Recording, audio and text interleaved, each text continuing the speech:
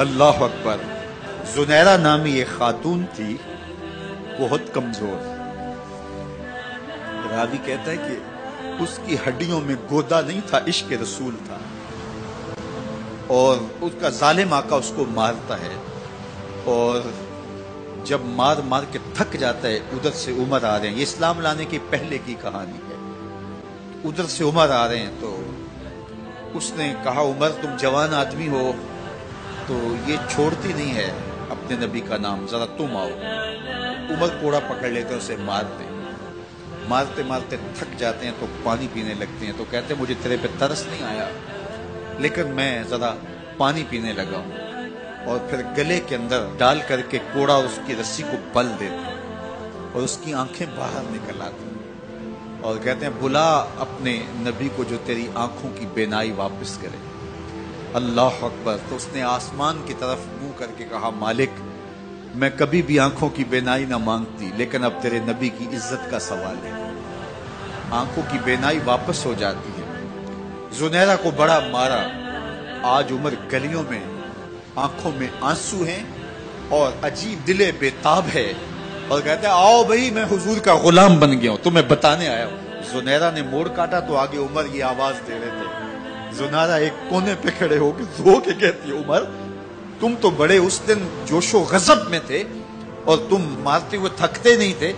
تو عمر نے کہا زنیرہ اس دن میں نے دیکھا نہیں تھا، اب میں محمد عربی کو دیکھ آیا ہوں۔ جنہ ویکھیا نہیں ہو کرن گلاں، جنہ ویکھیا نہیں ہو کرن گلاں، جنہ ویکھیا ہو تے بول دے، جڑے محرم راز حقیقت دے اور راز حقیقت کھول دے۔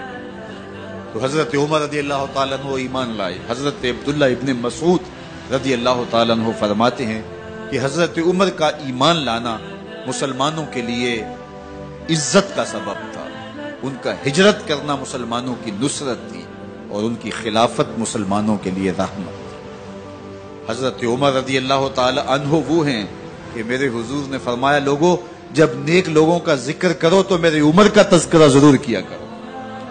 میرا عمر وہ ہے کہ جب وہ ایک سمت سے آ رہا ہو، ایک گلی اور بازار سے آ رہا ہو، تو شیطان بھی آ رہا ہو، عمر کو دیکھ کے راستہ تبدیل کر لیتا ہے۔ حضرت عمر رضی اللہ تعالی عنہ کی طبیعت کے اندر جو جاہ و جلال تھا، طبیعت کے اندر جو سختی تھی، وہ اسلام کے اندر آ کر بھی قائم ہے، اور آپ نے وہی سختی، وہی جاہ و جلال جو پہلے مسلمانوں کے خلاف تھا، اب کفار کے خلاف، منافقین کے خلاف حضرت عمر کی طبیعت کے اندر وہ جوش و خروش بدستور موجود ہے۔ لیکن جس دن آپ خلیفہ بنے تو اس دن آپ نے ممبر پہ چڑھ کے جو خطبہ دیا اس میں کہا لوگوں میں سخت اس لیے تھا کہ رسول اللہ نرم تھے، پھر میں سخت اس لیے تھا کہ حضرت ابوبکر صدیق نرم تھے، اب میں تخت خلافت پہ بیٹھا ہوں، اب میری سختی جو ہے وہ نرمی میں تبدیل ہو، صرف فاسقوں، فاجروں اور باغیوں کے لیے میں سخت ہوں، باقی تمہارے لیے نرم ہوں۔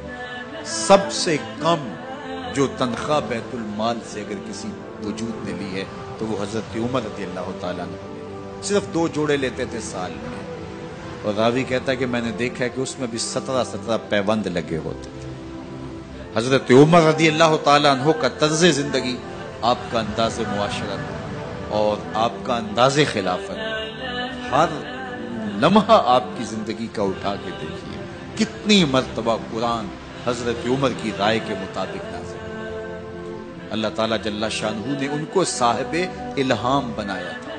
ہر امت میں کوئی صاحب الہام ہوتا ہے، حضور کی امت کا صاحب الہام حضرت عمر رضی اللہ تعالیٰ، اور آقا کریم نے انہیں اپنا وزیر قرار دیا۔